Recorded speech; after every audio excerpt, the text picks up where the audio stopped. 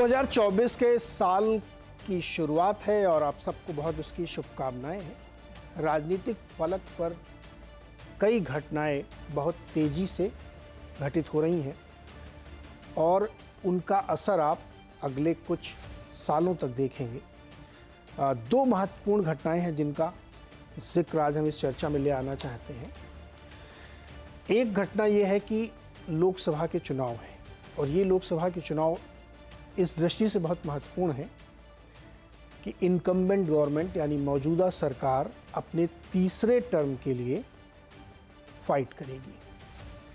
और दूसरी बड़ी घटना जो ऐतिहासिक तौर पे, आस्था के तौर पे, धार्मिक तौर पे कई सदियों की अब तक की सबसे बड़ी घटना मान के चलिए आप, वह है राम मंदिर की प्राण प्रतिष्ठा।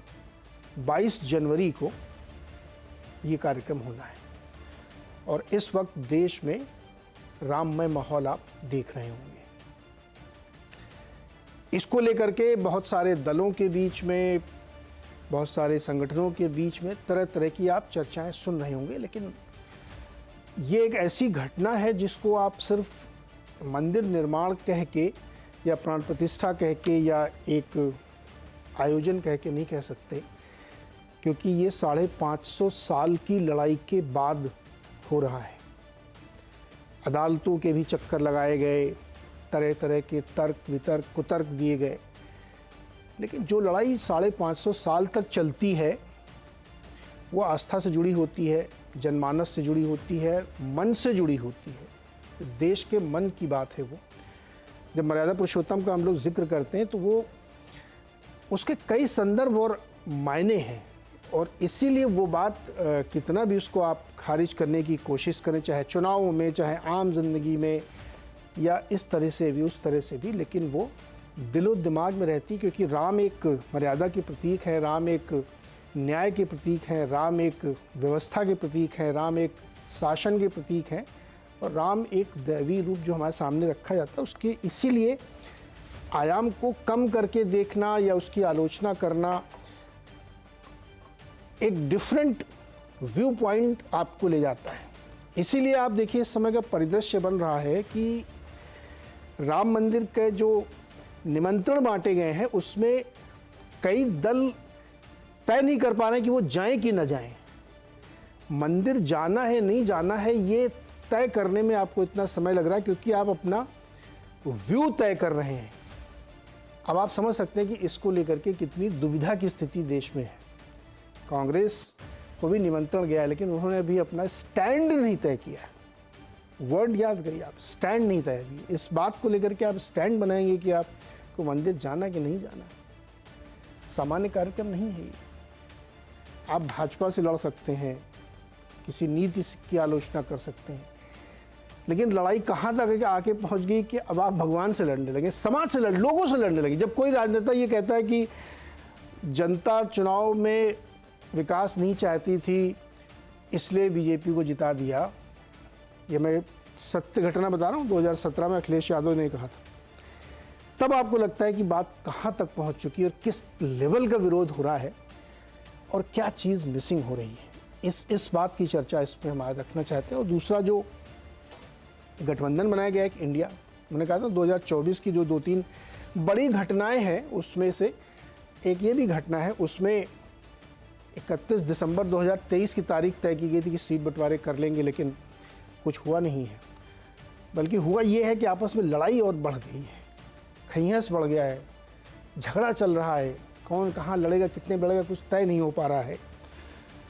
तो ये जो स्थिति है उसको हमें लगता है कि बहुत अनुशीलन की ज़रूरत है, समझने की ज़रूरत है, क्योंकि यही बहुत कुछ एजेंडा 2024 में तय करेगा। और जब इसको राजनीतिक पिच में आप ले जाते हैं तो दो चीज़ों का जिक्र करता हूँ मैं।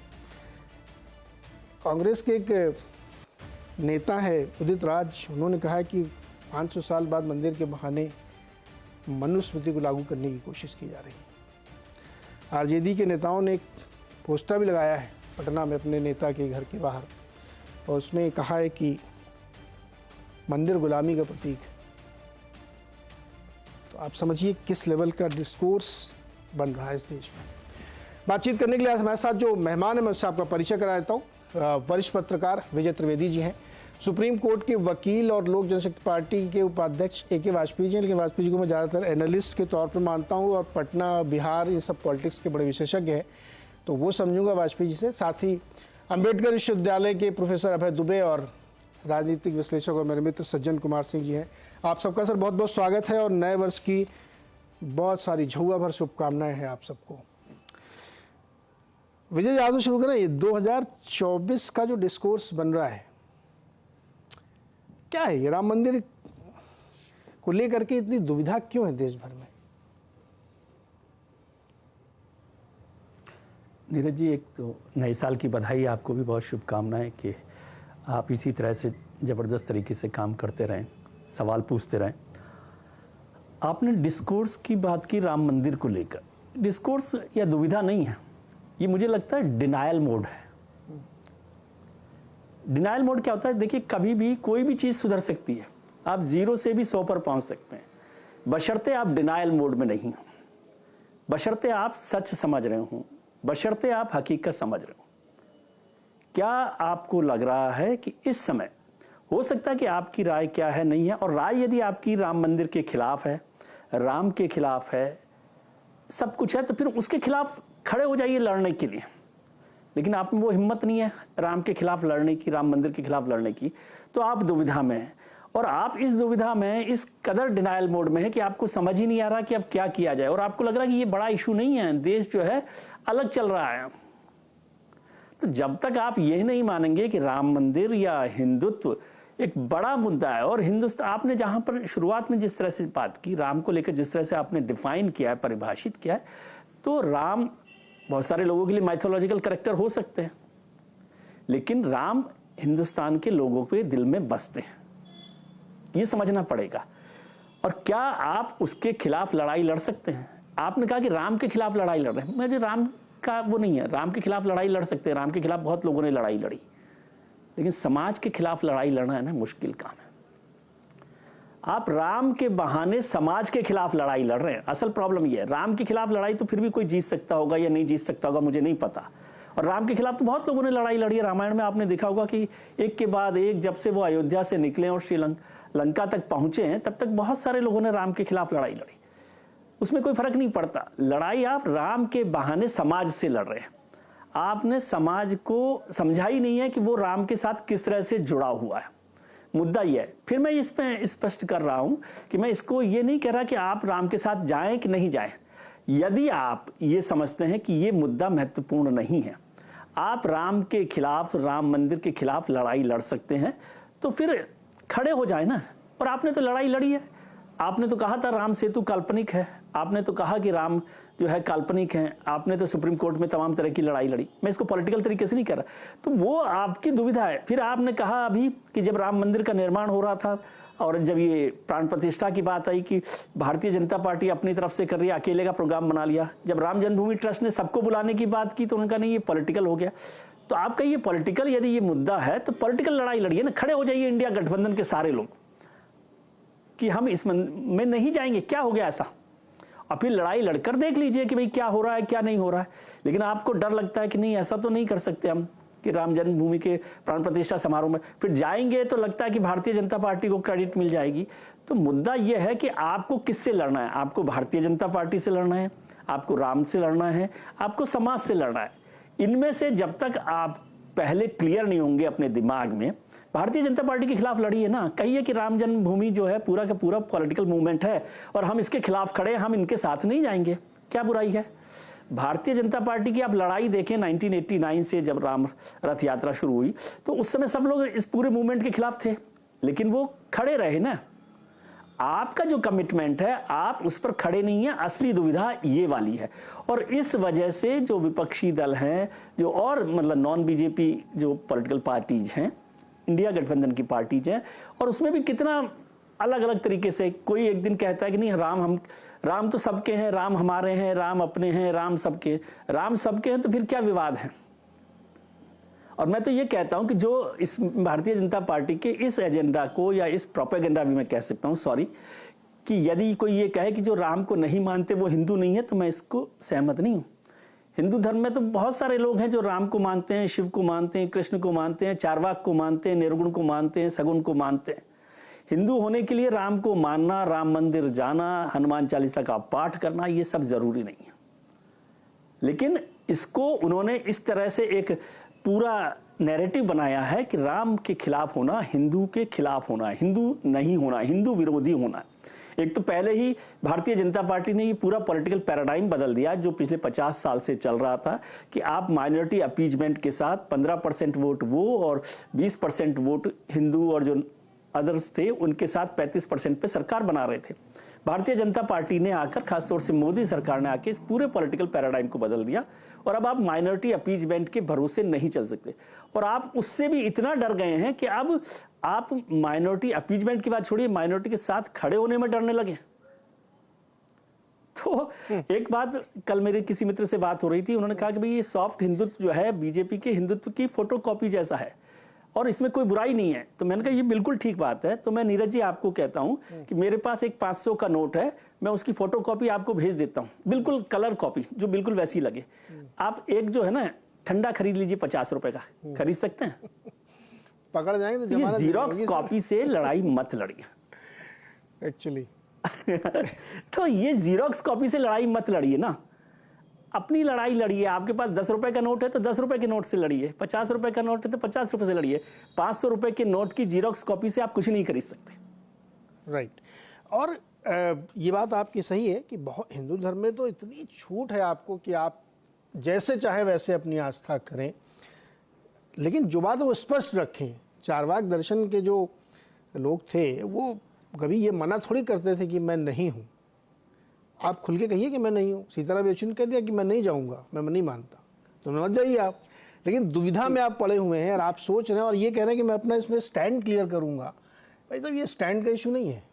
मैं तो समझ रहा था कि कौन से स्टैंड से बस पकड़ेंगे, कैसरबाग से लेंगे कि बलरामपुर वाली बस लेंगे। ये स्टैंड का इशू है कि आप तय कर रहे हैं अभी कि जाना चाहिए नहीं जाना चाहिए। ये कोई मुंडन छेड़न या जनेऊ प्रोग्राम थोड़ी है कि फलाने के यहाँ नहीं जाएंगे तो काम चल जाएगा। ये सोचने की बात है और ये बहुत बृहत्तर विषय है कि जिस पे ध्यान रखना चाहिए। वाजपेयी जी, सर क्या चल क्या रहा है ये देश का डिस्कोर्स या मूल प्रश्न बदल रहा है 2024 में? क्या यही बड़ा मुद्दा होगा? पहले तो नए वर्ष की आपको शुभकामनाएं, पैनलिस्ट को शुभकामनाएं, आपके दर्शकों को बहुत बहुत शुभकामनाएं। देखिए, विजय जी ने बड़े तरीके से और बड़े पाक साफ नियत से और जो इनका तजुर्बा है उसके हिसाब से राम मंदिर पे बातें रखी। राम मंदिर पे हम ज्यादा नहीं बोले पाएंगे क्योंकि राम का मामला, जहां तक हमारा मानना ये है कि ये आस्था का विषय है। लेकिन इसके साथ साथ ये भी बात सही है कि बीजेपी इस आंदोलन से जुड़ी रही और पूरे जी जान से लड़ी रही और किसी भी तरीके से उन्होंने मंदिर को बनवाने का जो प्रयास किया था वो उनका सफल नजर आ रहा है। और हम इससे और आगे चले जाते हैं कि राम मंदिर का बेनिफिट अगर मिलेगा चुनाव में तो वो सिर्फ और सिर्फ बीजेपी को ही मिलेगा। और इसके साथ ये भी बात सही है कि अपोजिशन कंफ्यूज है। ये तो हुआ राम मंदिर का पहलू। हम आते हैं दूसरे पहलू पे, क्योंकि आपका दूसरा विषय इसी से कनेक्टेड ये कि थर्ड टर्म का चुनाव है बीजेपी का, तीसरी बार जो लोकसभा का होना है। देखिए, हो क्या रहा है कि किसी भी पक्ष के दो पहलू होते हैं। तो हम ये मान के चलते हैं, जो पहला क्वेश्चन बार बार हमारे दिमाग में आता है, क्या इस सरकार के खिलाफ एंटी इनकम्बेंसी है? नंबर 1, क्या अगर है तो उस एंटी इनकम्बेंसी को विपक्ष वाले जनता तक पहुंचा पा रहे हैं? ये उसी से जुड़ा हुआ प्रश्न है। और दूसरा प्रश्न है, क्या विपक्ष के पास कोई मुद्दा है या विपक्ष मुद्दा विहीन है? हम अपने विचार इसी तक सीमित रख रहे हैं। देखिए, जहां तक विपक्ष का सवाल है, ये 2014 के बाद लगातार कोशिश कर रहे हैं कि कोई मुद्दा उनके पकड़ में आए। वो चाहे राफेल का बात थी, चौकीदार चोर की बात थी, चाहे उसके बाद ये पेगासस का मामला आया, फिर उसके बाद ब्रिजभूषण पहलवान का मामला भी आया, उससे पहले किसानों का भी मामला आया, फिर उसके बाद महुआ मित्रा का आया, फिर इन्होंने अडानी का मामला बड़ा भारी बनाने की कोशिश की, उसके बाद ये चाइना का भी बीच में इन्होंने कहा जी कब्जा हो गया, कब्जा। हमारा कहने का मकसद ये, विपक्ष किसी मुद्दे पर सही तरीके से अपनी बात को न तो पार्लियामेंट में रख पाया, न जनता के बीच में रख पाया, और जनता ने विपक्ष के जो मुद्दे सो कॉल्ड हैं उस पर जनता ने विश्वास नहीं किया। तो आज भी वही स्थिति है। अभी 3 तारीख को जो चुनाव के नतीजे आए हैं उससे ये बात जाहिर होती है कि विपक्ष का कोई मुद्दा नहीं चला। अभी नीतीश बाबू ने पीछे जातिगत गणना, जो सोशल इंजीनियरिंग का एक बेस होता है और जिसपे समाजवादी पृष्ठभूमि के नेता शुरू से लड़ते रहे और आज भी उसी को स्टैंड को बना के चाहे हम चलते हैं, क्या वो मुद्दा चल पाया? तो उसका जवाब भी हम देते हैं कि नहीं, वो भी नहीं चल पाया। वाजपेयी जी, मुद्दा क्यों नहीं ये चल लोग, पाया? हाँ, उसके ये पीछे क्यों कारण नहीं ये पकड़ है। पाते हैं? मुद्दा पकड़ क्यों नहीं पा रहे हैं? वो चल क्यों नहीं पा रहे? हाँ, विश्वसनीयता उसी का का- सवाल है, विचार का सवाल है, हाँ, कंसिस्टेंसी का सवाल उसी पे मैं आ रहा था। है। जी, नहीं, अब जैसे जातिगत जनगणना का मुद्दा है, ये मुद्दा बहुत बढ़िया है, विचार बहुत बढ़िया है, लेकिन इसका जो दूसरा हिस्सा है, जिसकी जितनी संख्या भारी उसकी उतनी हिस्सेदारी।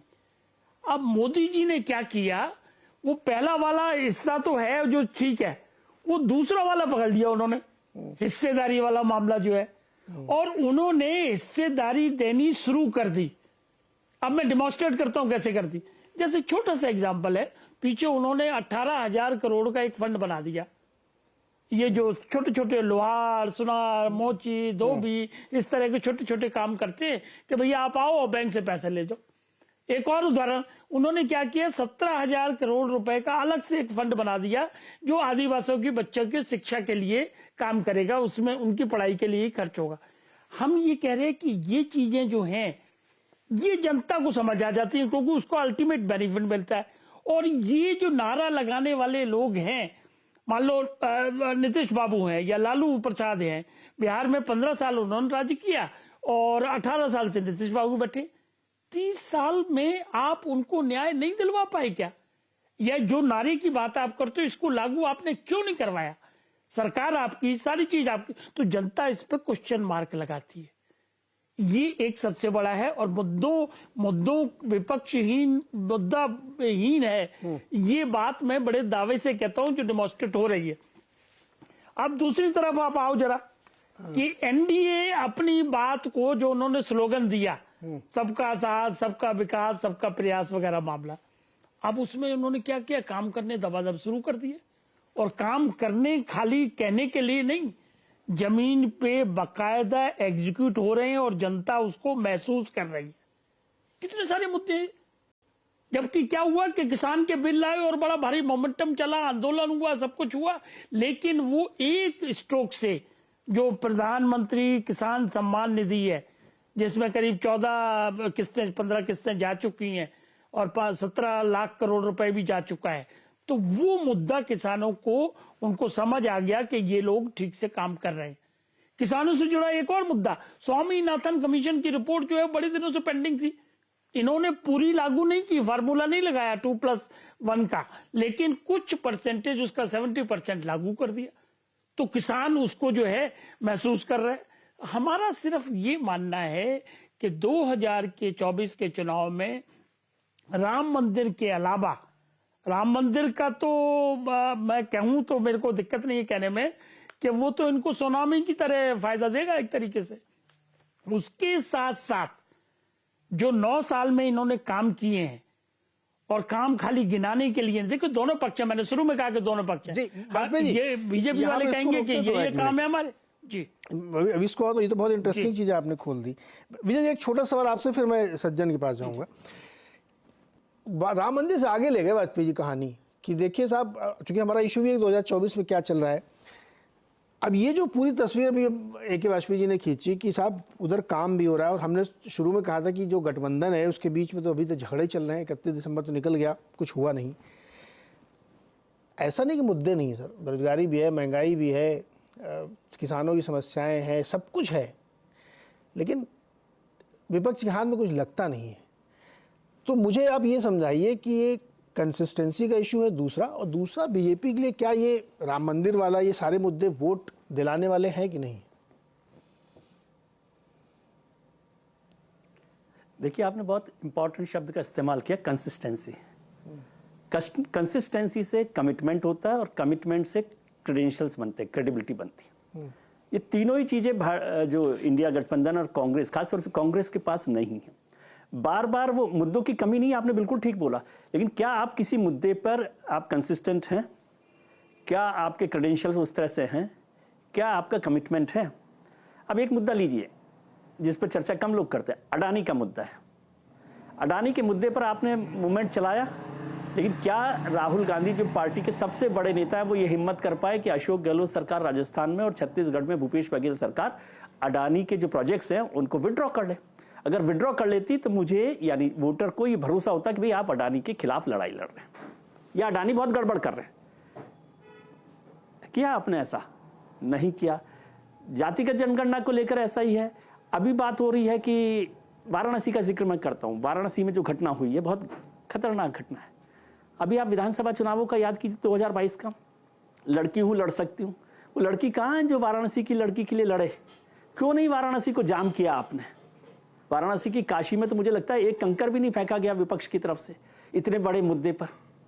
तो ये क्रेडेंशियल्स की बात है। जातिगत जनगणना है उसको लेकर आप हेर फेर कर रहे हैं, कभी इधर कभी उधर चल रहे हैं। ये ऐसा है सर किस्सा कि आपका पेशेंट जो है ना वो है आईसीयू में। अब जब आईसीयू में होता है ना तो आप बहुत घबराए हुए होते हैं। फिर आप क्या करते हो, आईसीयू में सबसे बड़े हॉस्पिटल में तो भर्ती करा देते हो, फिर जाते हो सुबह सुबह भौमिया जी के और वहां से भभूत लेकर आते हो, वो उसके लगाते हो कि यार इससे शायद ठीक हो जाएगा।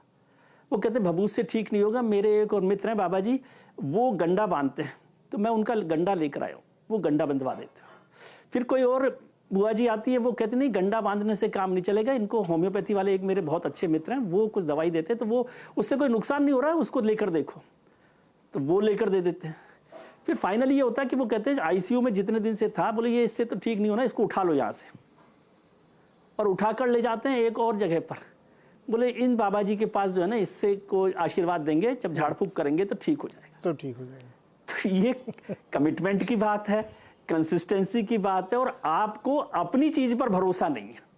जब तक आपको अपनी बात पर भरोसा नहीं हो, जैसे भारत जोड़ो यात्रा का मैं जिक्र करता हूं, भारत जोड़ो यात्रा बहुत अच्छी यात्रा रही राहुल गांधी जी की, लेकिन आज आप बदल के भारत न्याय यात्रा पर आ गए। इसका पहला इंप्रेशन मेरे जैसे लोगों के दिमाग में बनता है कि कांग्रेस ने ये फील किया कि ये पॉलिटिकली कोई उनके लिए फायदेमंद योजना यात्रा नहीं रही है, इसलिए आपने उसका नाम बदल के भारत जोड़ो से भारत न्याय यात्रा पर आ गए। दूसरा, उस भारत जोड़ो यात्रा में मैं जो समझता था कि मुझे महसूस करना चाहिए था कि भाई इस सरकार से भारत टूट गया है। क्या आप ये साबित कर पाए? क्या आप मुझे भरोसा दिला पाए, मुझे मतलब किसी वोटर को, अपने कार्यकर्ता को, किसी को भरोसा दिला पाए कि भाई भारत टूट गया और इसलिए बहुत जरूरी है? जब तक आप ये भरोसा नहीं दिलाएंगे, जैसे वाजपेयी जी ने भी जिस बात का जिक्र किया, जब तक आप ये इस सरकार के खिलाफ एक नाराजगी पैदा नहीं कर पाएंगे, भाई भारत टूट गया है, इसको जोड़ना बहुत जरूरी है, तो मैं भी खड़ा हो जाता। लेकिन आप ये कन्विंस नहीं कर पाए। आप तो कह रहे हो मैं भारत जोड़ो यात्रा में गया, सब जगह मुझे लोग बहुत मोहब्बत से मिले, तो मोहब्बत से मिले तो फिर क्या परेशानी है? तो आप किसी चीज को लेकर न तो कन्विंस, अब राम मंदिर को लेकर फिर से वहीं पर बात आ जाती है। आप अभी दुविधा में हैं कि आपको जाना है कि नहीं जाना, आप तय कर लीजिए ना, नहीं जाना। मैं ये नहीं कह रहा कि जाइए, जाना है नहीं जाना, हाँ, आप जो भी है खुल के बोल। वो दुविधा में दो गए, माया मिली ना राम, खुल के बोलो, खुल के बोलिए ना कि उस पर हाँ। काम कीजिए। और फिर कहता हूं इश्यूज को भी वो कंसिस्टेंट नहीं होते। जैसे किसान का अभी जिक्र किया वाजपेयी साहब ने, तो किसानों पर सरकार झुक गई। पहली बार हुआ कि कोई सरकार इस तरह से उन्होंने कानून वापस ले लिए। क्या उसको एनकैश कर पाई कांग्रेस और विपक्षी दल? बताइए, नहीं कर पाई ना। तो ऐसे बहुत सारे इश्यूज हैं जिन पर कांग्रेस उस तरह से खड़ी नहीं हो रही, क्योंकि उसे सबसे पहले खुद पर भरोसा करना पड़ेगा कि ये जो इशू है वो चलेगा। ये वो मेरे जैसे स्टूडेंट की बात है। देखिए, ये क्या होता है एग्जाम के आखिरी वक्त में एक कुंजी फिर दूसरी कुंजी।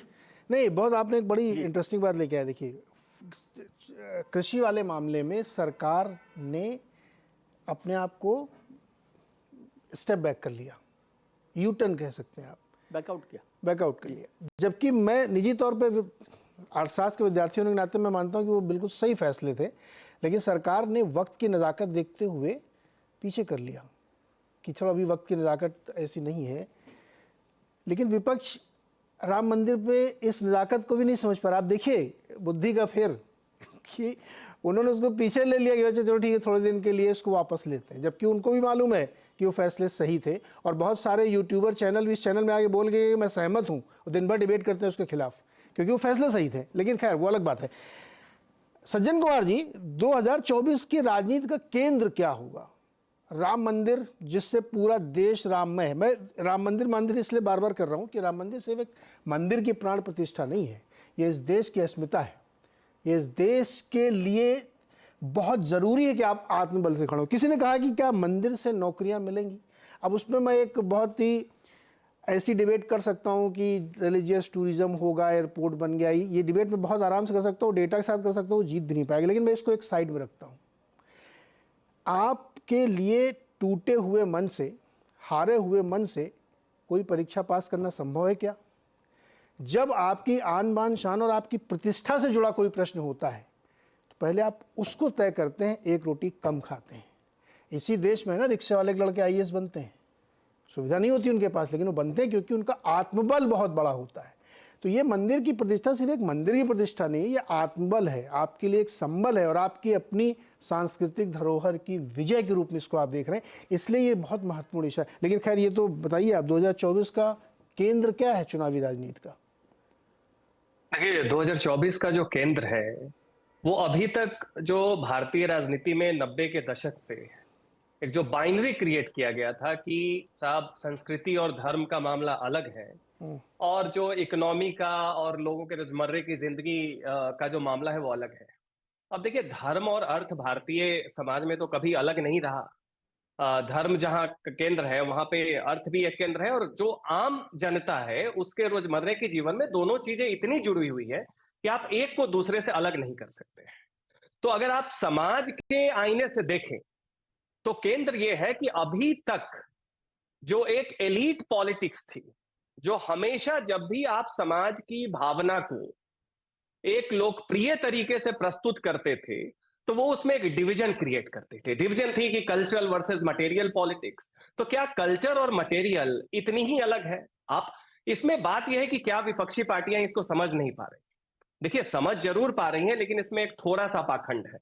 अब जैसे मैं अपने यूनिवर्सिटी जेएनयू के छात्र के दिनों की एक उदाहरण दूं कि हमारे बहुत सारे जो बंगाल से उस समय वामपंथ के कॉमरेड्स आते थे, स्टूडेंट्स आते थे, जब दुर्गा पूजा जेएनयू में मनाया जाने लगा तो सीआर पार्क में जाके वो मना लेते थे और जेएनयू में जाके जो दुर्गा पूजा का आयोजन होता था उसे कॉमनल और सांप्रदायिक घटना बताते थे। तो ये जो पाखंड है ना, ये पाखंड अभी तक एक एलीट पॉलिटिक्स जो कि एक नैरेटिव क्रिएट करता है, और वो आप देखेंगे कि बीजेपी के बहाने हो या किसी धर्म विशेष की आस्था के बहाने हो, वो हमेशा समाज की जो एक लोकप्रिय आस्था होती है उसको डेमोनाइज करने का काम करता है। और वो जो डेमोनाइजेशन का अभी तक जो धुरी थी, 2024 जो है, जो प्राण प्रतिष्ठा हो या जो अयोध्या में आप देखें राम मंदिर की संकल्पना हो, उसका यथार्थ होना, इन सब चीजों में जो ये फ्यूजन है, ग्रैंड फ्यूजन, ये जो अभी तक की जो एक पाखंड थी कि कल्चर वर्सेस मटेरियल पॉलिटिक्स, उस पाखंड को खत्म किया जाएगा। अब इसमें जो ये पाखंड है ये कैसे चला रहा है? आप देखें कि पहले तो पूरे के पूरे हिंदुइज्म को डेमोनाइज करने की कोशिश की गई कि साहब हिंदुइज्म है क्या, ये तो ब्राह्मणों का धर्म है। जब आपने देखा कि हिंदू धर्म में ज्यादा संख्या में जो नेतृत्व आ रहा है वो पिछड़ों से, दलितों से, आदिवासी वर्ग से आ रहा है, तो आपने कहा कि नहीं साहब हिंदुइज्म तो सही है, ये हिंदुत्व अलग है। अब देखिए, जिस समय अफगानिस्तान में तालिबान टेक ओवर कर रहा था, उस समय विदेश की वो यूनिवर्सिटी जहां हमारे विपक्ष के शीर्ष नेता जाते हैं और बखान देते हैं और सर्टिफिकेट लेते हैं अपने प्रोग्रेसिव पॉलिटिक्स का, वहां पे कॉन्फ्रेंस चल रहा था डिसमेंटलिंग ग्लोबल हिंदुत्व, और उसका मेन स्पॉन्सर कौन था आज तक नहीं पता चला कि वो लोग डरे हुए हैं। तालिबान जिस समय टेक ओवर कर रहा है अफगानिस्तान का, उस समय डिस्कोर्स चल रहा है हार्वर्ड से लेके तमाम द्वारा या को स्पॉन्सर्ड कॉन्फ्रेंस में, डिसमेंटलिंग ग्लोबल हिंदुत्व। ठीक है, तो ये जो नैरेटिव बिल्डिंग थी ना, जिसमें आप डेलिबरेटली एक धर्म विशेष की भावनाओं को लेके कोई भी पार्टी, देखिए बीजेपी मैं तो मानता हूं एक बहाना है। आपकी मूल समस्या यह है कि जब भी हिंदू धर्म की लोकप्रिय आस्था जो समाज के हर वर्ग को प्रिय है, जब वो आगे आती है, जब समाज और राज्य सत्ता के बीच में एक सामंजस्य आता है, तो आप उस समय धर्मनिरपेक्षता को इतना ज्यादा ओवर अब्यूज कर देते हैं कि उससे क्या होती है कि पूरी की पूरी सेकुलर पॉलिटिक्स आज के डेट में डिस्क्रेडिटेड हो गई है। अब कल्पना कीजिए, राम मंदिर के जगह अयोध्या में मस्जिद के लिए भी जमीन मिली हुई है। कल के डेट में जब वो बनती है, जब उसके लिए इन्विटेशन मिलेगा तमाम पार्टियों को, तो मुझे पक्का विश्वास है बीजेपी तो जरूर जाएगी, लेकिन जो दुविधा अभी आप देख रहे हैं ना विपक्षी पार्टियों में, वो दुविधा उस दिन नहीं दिखाई देगी। दुविधा केवल इसलिए है कि यह राम मंदिर है। तो ये जो पाखंड की जो राजनीति थी ना, अब देखिए इस पाखंड की राजनीति का कारण क्या था कि सत्ता और समाज के बीच में एक छोटा सा एलीट पॉलिटिक्स है। एक कांग्रेस के शीर्ष नेता है, अब उतने शीर्ष नहीं रहे, जो लिखते हैं वो confession of a secular fundamentalist. अरे भाई, फंडामेंटलिज्म तो कहीं का भी बुरा होता है। सेकुलर फंडामेंटलिज्म, पाकिस्तान जाके आप अपील करते हैं कि इसको हटाइए और लोकतंत्र बचाइए। तो ये जो एक छोटी सी एलीट पॉलिटिक्स है जो 90 के दशक से हावी हो गई थी और एक धर्म विशेष को डेमोनाइज करने का हमेशा एक बहाना ढूंढती थी, कभी हिंदुइज्म को, कभी हिंदुत्व को, हिंदुइज्म वर्सेस हिंदुत्व। अगर जनता का जनादेश है तो अब आप उसे इलेक्टोरल ऑटोक्रेसी कह दें, आप उसे फांसे। तो 24 का केंद्र ये होगा कि जनता का जनादेश मिलेगा जिसमें संस्कृति, धर्म और अर्थ ये अलग अलग नहीं होंगे। लेकिन एक एलिट पॉलिटिक्स आप देखिएगा वो और रेडिकल होगा। अभी तक इंस्टीट्यूशनल फासिज्म कहा जा रहा है, इलेक्टोरल फासिज्म कहा जा रहा है। 24 के मैंडेट के बाद मुझे नहीं लगता है कि समाज को भी बख्शा जाएगा और यह भी कहा जाएगा कि पूरी की पूरी समाज और जनता ही फासिस्ट हो गई। तो मुझे 24 का ये दिख रहा है। सज्जन, ये बात कही जाने लगी है। बहुत सारे यूट्यूब चैनल की मैं डिबेट सुनता हूँ जहाँ कहा जाता है कि पूरे बहुसंख्यकवाद की लड़ाई और उनकी तानाशाही, उन्होंने गांजा पी लिया है, उनको दोष दिया जाए। ये चालू हो चुका है, अभी थोड़ा और एग्रेसिवली होगा। एक बात जो आपने कही ना अभी कि जब मंदिर बनेगी उसका इनविटेशन आएगा तो वो लपक के नहीं जाएंगे, लपक के नहीं जाएंगे। सर फंस गए वो। इधर आपने टाइम ले लिया ना कि मैं अभी सोचूंगा, तो उधर भी लपक के नहीं ले पाएंगे, अभी सोचेंगे, अभी फंस गए वो। क्योंकि उधर भी आपको ये दिखाना पड़ेगा कि हाँ थोड़ा भी, क्योंकि उधर आपने एकदम झट से पहले दिन कह दिया हाँ मैं जा रहा हूँ, तो फिर आप फंसेंगे। तो ये मुझे लगता है इसमें नहीं करना चाहिए था। पहले दिन कहना चाहिए हाँ मैं जाऊँगा, क्यों नहीं जाना चाहिए मुझे। तो लेकिन खैर एनीवे, एक बात और जिक्र कर दूं खाली संदर्भ के लिए, उसके बाद मैं अभय जी के पास जा रहा हूँ। अभय जी बहुत बहुत शुभकामनाएं नए साल की। जी आपको भी, आपको भी। अभी जब मोदी जी अयोध्या में थे वहाँ उन्होंने एक बात कही, उसकी बड़ी आलोचना हो रही है कि सिर्फ रामलला को ही नहीं पक्का घर मिला है, 4 करोड़ लोगों को भी घर मिला है। तो इसका इंटरप्रिटेशन लोगों ने किया, बताइए मोदी जी रामलला जी को घर देंगे क्या, भगवान को घर देंगे? ये एक लाइन की दृष्टि से आप इसको सोचिए तो ये एक व्याख्या की गई जो कि है, मुझे लगता है इसको गलत संदर्भ में रखना चाहिए, नहीं रखना चाहिए। उनका कहने का सेंस ये है, क्योंकि जो ये डिबेट जब होती है ना तो सुनने में आपको बड़ा अटपटा लगता है। वो ये कह रहे हैं कि ये सरकार सिर्फ मंदिर नहीं बनवाती, ये मंदिर के लिए साथ में नहीं खड़ी रहती, ये गरीबों के घर भी बनवाती है। उसका उल्टा इंटरप्रिटेशन ये है कि देखिए मोदी जी कह रहे हैं कि हमने रामलला के लिए घर बनाया है। बचना चाहिए इन सब चीज़ों से। यही डिस्कोर्स जब गांव का राम प्रसाद पूछता है ना तो आप फंस जाते हैं। बहरहाल इस पर हम नहीं जाते हैं। दुबे जी, आज चर्चा इस बात हो रही कि 2024 में जो केंद्रीय विषय है चुनाव की दृष्टि से या मानस की दृष्टि से, वो क्या है, जिसमें एक तो राम मंदिर की प्राण प्रतिष्ठा हो रही है, दूसरा चुनाव है, तीसरा एनडीए का बिखराव है। क्या है सर 2024 में? क्या भाजपा राजनीति कर रही है क्या मंदिर की? भाजपा तो मंदिर की राजनीति हमेशा से करती आई है, इसमें तो उसकी कोई आरोप लगा ही नहीं सकते। भारतीय जनता पार्टी ने राम मंदिर आंदोलन जब चला था तो थोड़ी देर से ही सही, शुरू में भी उसके कार्यकर्ता थे उसके अंदर, लेकिन आधिकारिक रूप से थोड़ी देर से उसमें भाग लेना शुरू किया था और उसका पूरी तरीके से नेतृत्व किया। और उन्होंने कभी इस बात को संकोच नहीं किया, छिपाया नहीं कि वो राम मंदिर के लिए कर रहे हैं। तो उसमें ये तो कोई इल्जाम उनके ऊपर नहीं लगाया जा सकता कि भाई राम मंदिर की राजनीति कर रहे हैं। उन्होंने राम मंदिर को अपने राजनीतिक कार्यक्रम का हिस्सा बनाया। उनके घोषणा पत्र में लिखा रहता है, पीछे लिखा रहता है, आगे लिखा रहता है। ये चर्चा हो सकती है कहाँ लिखा रहता है, क्या लिखा रहता है, लेकिन उन्होंने उसको किया और वो लगातार उसके ऊपर टिके हुए हैं। और अब वो राम मंदिर बनवा रहे हैं तो इसमें भाजपा के ऊपर आरोप लगाने से क्या होगा? जानने में लेकिन संकोच है लोगों को। भाजपा को तो संकोच नहीं है, लेकिन बहुत सारे विपक्ष के लोग अभी जानने में संकोच कर रहे हैं। देखिए, राम मंदिर के आंदोलन से भारतीय जनता पार्टी धीरे धीरे करके उसने अपना एक बड़ा प्रभाव क्षेत्र बनाया है। उसमें राम मंदिर आंदोलन की केंद्रीय भूमिका रही है। पूरे देश के विमर्श को बदलने में राम मंदिर आंदोलन की केंद्रीय भूमिका रही है। तो इसमें अब उसकी आलोचना जो चाहे कर रहे, उसकी अलग बात है। एक आलोचनाएं बहुत सी की जा सकती हैं, लेकिन ये आलोचना करना कि भारतीय जनता पार्टी इसको राजनीति से जोड़ रही है, भारतीय जनता पार्टी ने तो उसको खुले रूप से हमेशा कहा है, कोई संकोच किया ही नहीं उसके अंदर। लोग जाने के लिए अभी अपना स्टैंड नहीं तय कर पाए हैं। वो क्या कर रहे हैं? वो राजनीति कर रहे हैं या वो मन विचार बना रहे हैं? अभी कौन? कांग्रेस ने भी तय नहीं किया, अभी अपना एजेंडा नहीं तय किया, व्यू पॉइंट नहीं बनाया है। मैं भी प्रतीक्षा कर रहा हूं कि भारतीय जनता पार्टी ने उनको जो न्योता दिया है उस पर कांग्रेस क्या रवैया अपनाती है। केवल मेरे ख्याल से, जहां तक मेरी जानकारी है, अखिलेश यादव की पत्नी डिंपल यादव ने एक अपने वक्तव्य में ये कहा है कि अगर हमें निमंत्रण मिला तो हम जरूर जाएंगे और नहीं मिला तो उसके बाद, कार्यक्रम के बाद जाएंगे। तो इसके अलावा तो किसी भी राजनीतिक दल का, गैर भाजपा राजनीतिक दल, और कम्युनिस्ट पार्टियों ने विरोध किया है, सीताराम येचुरी ने कहा है। हाँ हाँ, उन्होंने विरोध किया है, लेकिन बाकी जो गैर कम्युनिस्ट पार्टियां हैं भाजपा विरोधी, उनका तो कोई रवैया अब निकल के आया ही नहीं सामने। मैं तो प्रतीक्षा कर रहा हूं कि वो कहें, बताएं ना कि वो उस पर क्या करेंगी। क्यों नहीं कर पा रहे थे वो? नहीं, दुविधा में है। देखिए, देश का जो राजनीतिक विमर्श है वो पूरी तरीके से बदल चुका है। ये पार्टियां उस जमाने में राजनीति करने की आदी रही हैं जब इस तरह का विमर्श हावी नहीं हुआ करता था।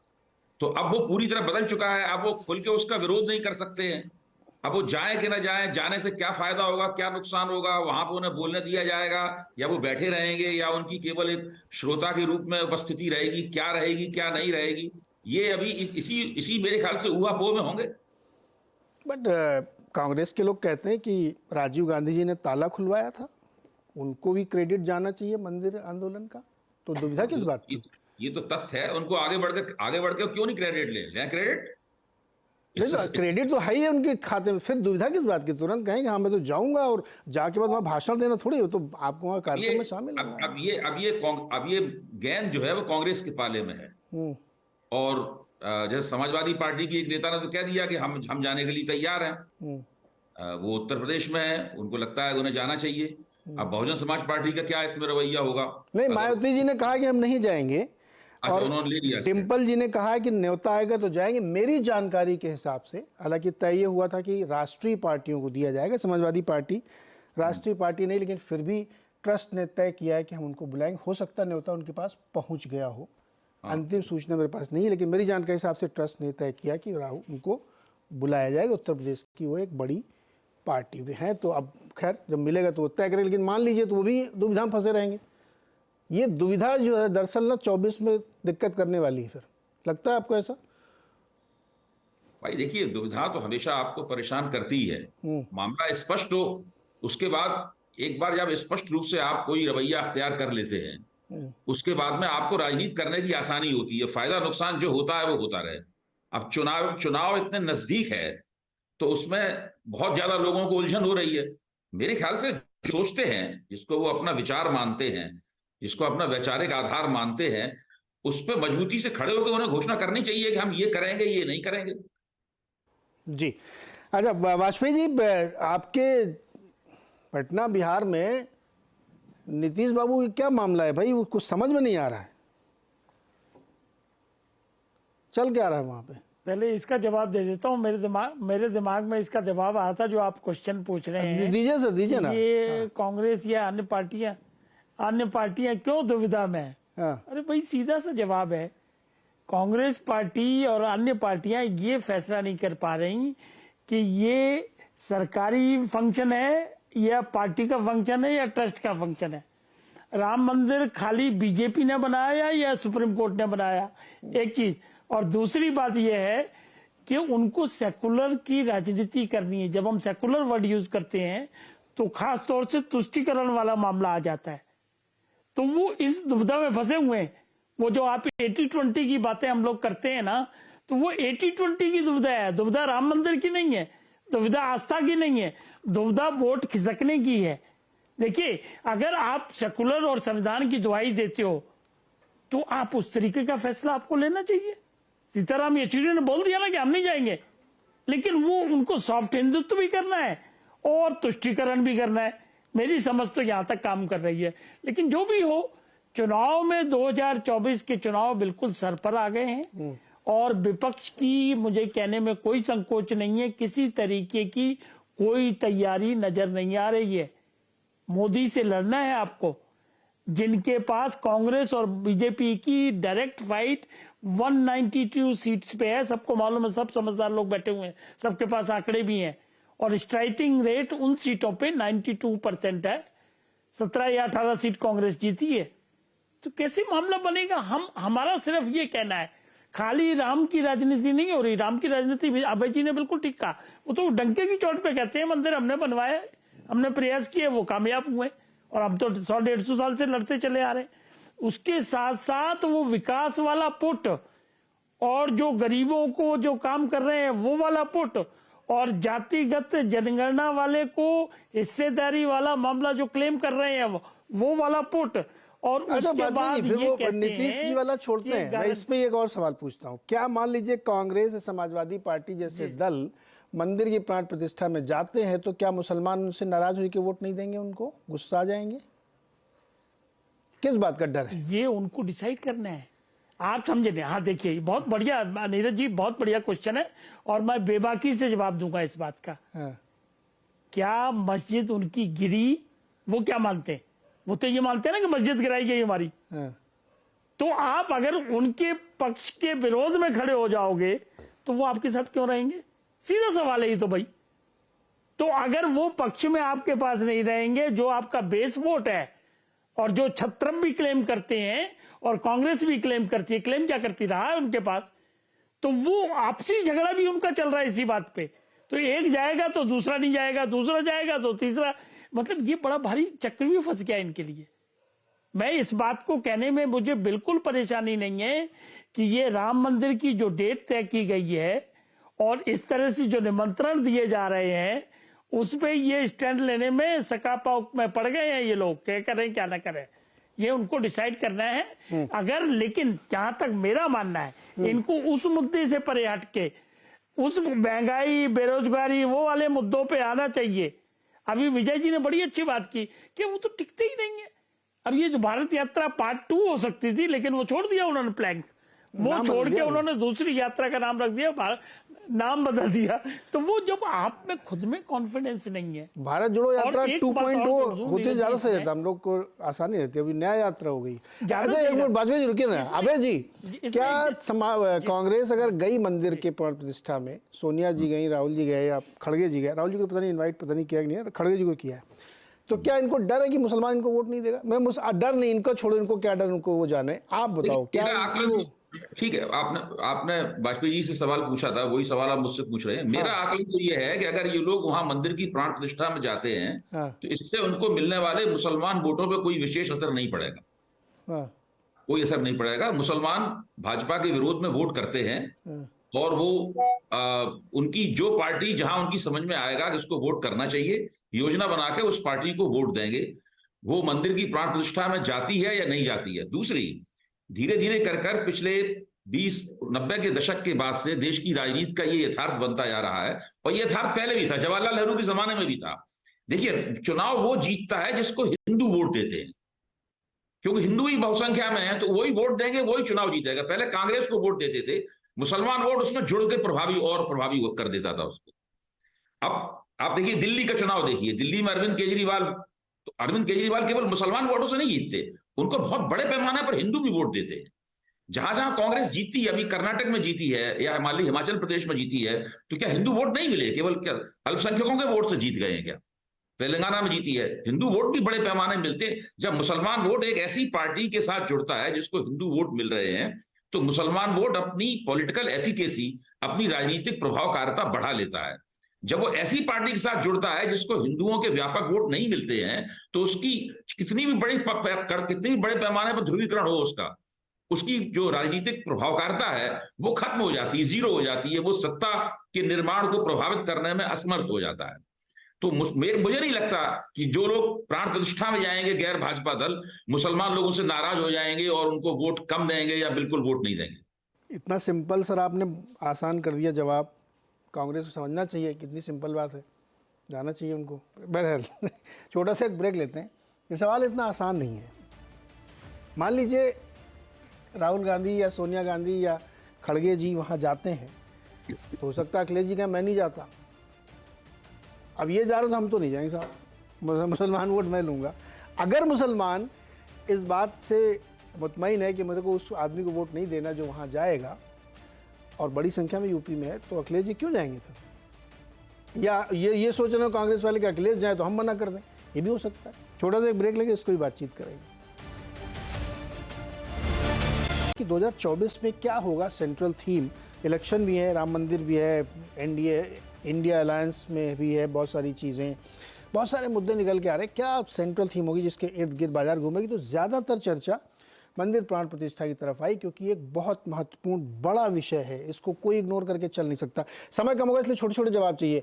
विजय जी, क्या आपको लगता है ऐसा कि अखिलेश जी सोच रहे होंगे कि कांग्रेस वाले जा रहे हैं तो हम नहीं जाते, या कांग्रेस वाले सोच रहे वो जा रहे हैं तो हम नहीं जाते? ऐसा भी हो सकता है क्या मन में? जी देखिए, बिल्कुल नहीं, इतना आसान नहीं है, क्योंकि मुसलमानों के साथ तो एक तो क्या हुआ 1992 में जब बाबरी मस्जिद को गिराया गया, गिरी जो भी है, उसके बाद से जो मुस्लिम वोट है वो काफ़ी हद तक कांग्रेस से छिटक गया, और वो क्षेत्रीय दलों के पास जो भारतीय जनता पार्टी के खिलाफ लड़ाई लड़ रहे थे उनके साथ चला गया। अब बहुत कम बचा हुआ है जो उनके साथ है, वो कितना उनके साथ जा रहा है, और उसको भी भरोसा नहीं है कि बीजेपी के खिलाफ वो लड़ाई लड़ रहा है। लेकिन राम मंदिर में वो जाकर उनका जो विश्वास है उन पार्टियों पर वो खो सकते हैं, उनकी नाराजगी जो है वो तो बरकरार है ना, ठीक है। लेकिन ये दुविधा जो है मुस्लिम वोट को लेकर नहीं है, और मुस्लिम वोट को लेकर जो दुविधा है इसी वजह से तो कांग्रेस दम ठोक के नहीं कह रही कि उन्होंने ताला खुलवाया। नीरज वाजपेयी को याद है, कांग्रेस को याद नहीं है। उनको नीरज वाजपेयी को याद है कि शिलान्यास जो है कांग्रेस की सरकार में हुआ था, कांग्रेस को याद नहीं है।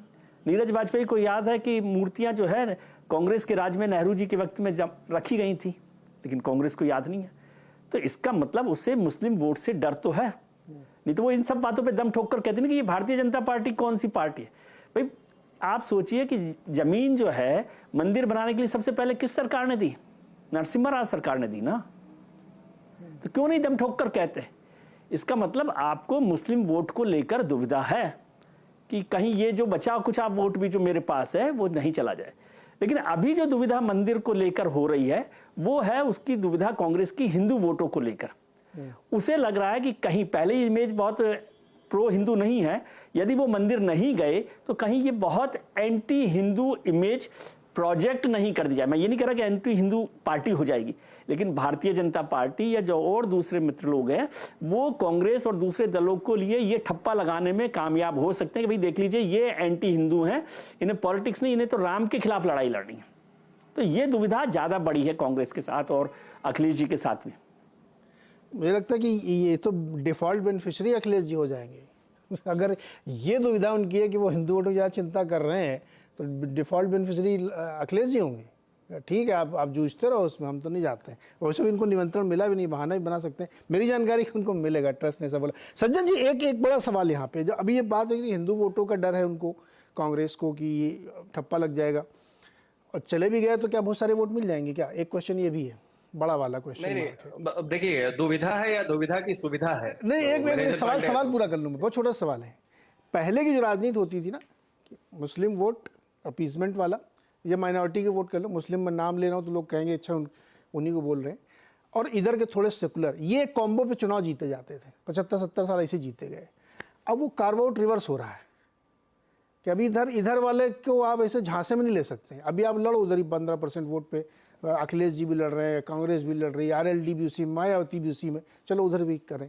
क्या ये रिवर्स हो गई पूरी चीज़ें?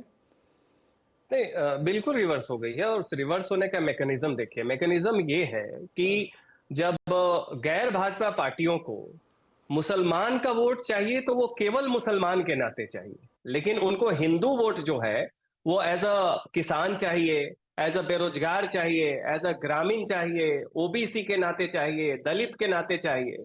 तो हिंदू वोट जो है वो अनेक वर्गों में बंट जाता है। केवल हिंदू वोट की बात करें तो वहां पे अनेक तरह का विभाजन दिखने लगता है, तो फिर आप उस तरीके से हिंदू वोट पाना चाहते हैं। लेकिन जैसे ही मुसलमान वोट की बात आती है, आप बिल्कुल यूनिफाइड मुस्लिम वोट पाना चाहते हैं। तो ये जो दुविधा है या दुविधा की सुविधा है, उसका एक पॉलिटिक्स जो है, वो पाखंड जो है वो दिख भी रहा है।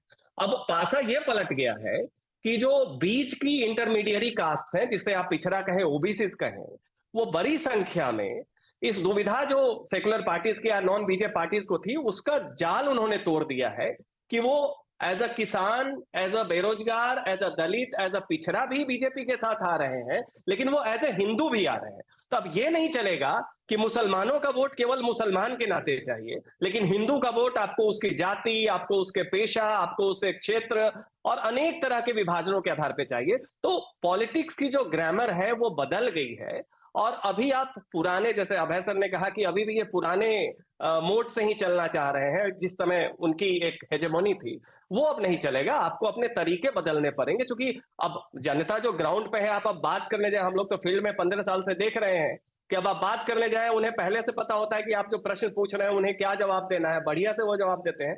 तो पब्लिक भी अब एनालिस्ट है ग्राउंड पे, उसे भी मंशा आपकी पता है, वो रोज बैठ के रील देख के या जिस तरीके से भी एक समझ रखती है। ऐसे समय में आप चाहेंगे कि वैंगार्ड माइंड से जाके उनको आप एजुकेट करें वो अपने सुविधा के अनुसार, तो ये दुविधा नहीं है, ये जानबूझ के एक जिद पे अड़ने वाली बात है। पॉलिटिक्स बदल चुकी है, अब हिंदू वोट हिंदू के नाते भी चलेगा और हिंदू की जाति, क्षेत्र और तमाम के नाते चलेगा। ये नहीं चलेगा कि माइनॉरिटी वोट केवल धर्म के नाते आपके साथ आ जाए। अब आप इसमें एक छोटा सा उदाहरण देखिए, मंडल का दौर आया तो उत्तर प्रदेश और बिहार में पार्टी आई, समाजवादी पार्टी, जनता दल या आज के डेट में आरजेडी आई, तो आपने ओबीसी को ज्यादा नेतृत्व दिया, लेकिन आपके मुसलमानों के चेहरे कौन थे? आजम खान, अपर कास्ट मुस्लिम, उधर वो सैयद साहबुद्दीन साहब थे, डॉन थे, कुछ भी थे, अपर कास्ट मुस्लिम। दलित पार्टी बीएसपी आती है, आपके मुस्लिम फेस कौन है? नसीमुद्दीन सिद्दीकी साहब, अपर कास्ट मुस्लिम। तो आपका सारा जो विभाजन है जाति का, समता मूलक समाज का, वो केवल हिंदुओं के लिए था। मुस्लिम बिल्कुल यूनिफाइड रहे, और उसमें अगर पसमंदा की कोई बात कर दे तो वहां पे अचानक से आपको दिखने लगेगा कि ये तो क्राइसिस का मोमेंट है, दलित बटेगा, क्राइसिस का मोमेंट है। तो ये जो दुविधा सुविधा है। अरे सज्जन जी, आपने एक ना बहुत टचिंग बात बोल दी, जो मैं हालांकि मैं भी बोल चुका हूँ उसको, कि आजकल लोग बूम माइक देख के समझ जाते हैं कि क्या बोलने का है। अगर ढंग से नहीं बोला ना तो माइट बाइट चलेगी नहीं फिर उसकी। ये हम पत्रकारों एनालिस्ट के लिए बड़ी दुविधा की बात है कि उसको पता है कि इस व्यक्ति ने सवाल पूछा तो क्या जवाब देना है। ये दरअसल बहुत संकट काल है पत्रकारिता के लिए। अच्छा छोड़ो जवाब, वाजपेयी जी, अच्छा उधर तो पता नहीं मिलेगा नहीं मिलेगा, इनको ज़्यादा वोट मिलेगा क्या भाजपा वालों को या आपके एनडीए गठबंधन को? छोटा जवाब दीजिएगा, फिर एक बार एक दुबे जी सवाल लूंगा। हाँ, तो हम ये कह रहे हैं कि अक्सर सभी लोग ये कहते हैं बार बार, और खासतौर से विपक्ष के लोग ज्यादा कहते हैं कि 19 में ये इसलिए जीत गई बीजेपी क्योंकि वो बालाकोट हो गया था, सर्जिकल स्ट्राइक हो गई थी। ये मतलब ज्यादा आर्ग्यूमेंट आता है। तो अब ये राम मंदिर हो जाएगा, मतलब हो गया, ये तो ऑलरेडी हो गया, उसका बेनिफिट तो उनको मिलेगा। मैंने शुरू में भी कहा, देखिए सवाल क्या है कि जो राम मंदिर का और विपक्ष का मामला जो चल रहा है, एक तरफ तो आपका इंडिया अलायंस क्या, कोई भी पार्टी आप ले लो, सब सनातन को गाली दे रहे हैं, हिंदू को गाली दे रहे हैं। ये उदयनिधि स्टालिन ने क्या कहा था, डेंगू मलेरिया, स्वामी प्रसाद मौर्य रोज कुछ ना कुछ कहते रहते हैं, प्रियांक खड़गे बयान दे ही चुके हैं, रेवंत रेड्डी बयान दे ही चुके हैं, आरजेडी के नेता आज भी पोस्टर लगे हैं बिहार में बड़े भारी। मतलब हम ये कह रहे हैं कि उदित राज ने आज कहा ही है कि वो तो मनुवादी व्यवस्था लाने का सिलसिला बन रहा है। तो आप एक तरफ तो एकदम प्लेनली गालियां देंगे और दूसरी तरफ सॉफ्ट हिंदुत्व का भी मामला रखेंगे, जब मौका आएगा तो मंदिर जाएंगे, वो जनेऊ पहन लेंगे। मतलब खुद ही कंफ्यूज हैं ये लोग। भाई ये तो आप सेकुलर की परिभाषा के हिसाब से चल लो, संविधान के हिसाब से चल लो, या सॉफ्ट हिंदुत्व को छोड़ के एक तरफ कंडेम करिए या एक तरफ खड़े हो जाइए। जब तक ये स्थिति नहीं बनेगी तब तक कांग्रेस को या अपोजिशन को कोई फायदा होने जा नहीं रहा, नंबर 1। और नंबर 2, मैं फिर ये बात रिपीट कर रहा हूं कि खाली राम मंदिर की लड़ाई नहीं है, खाली एक ही मुद्दा नहीं है, बाकी जो मुद्दे हैं 9 साल 10 साल का जो एंटी इनकम्बेंसी हमें तो नजर नहीं आती, अगर प्रो इनकम्बेंसी है तो वो उसके काम गिनाएंगे और उस पर जनता मोहर लगे। हमारा बड़ा ये सीधा मानना है। बिल्कुल 24 के लिए ये फिलहाल माहौल दिखता है और बहुत सारी पार्टियों के सामने एक दुविधा है कि वो कैसे इसको करें। इंडिया की बहुत बात नहीं हो पाई, इंडिया गठबंधन की, क्योंकि उस समय नहीं था, लेकिन वहाँ पे एक बड़ा संकट चल रहा है। 31 दिसंबर निकल गया, सीट शेयरिंग हो नहीं पाई, पता नहीं मीटिंग शेड्यूल्ड है भी कि नहीं है, इस पर डेफिनेटली एक चर्चा हम लोग करेंगे। आज के लिए फिलहाल समय खत्म हो गया। बहुत बहुत शुक्रिया आप सारे लोगों का, और नए वर्ष की एक बार फिर से आप सबको बहुत बहुत शुभकामनाएं।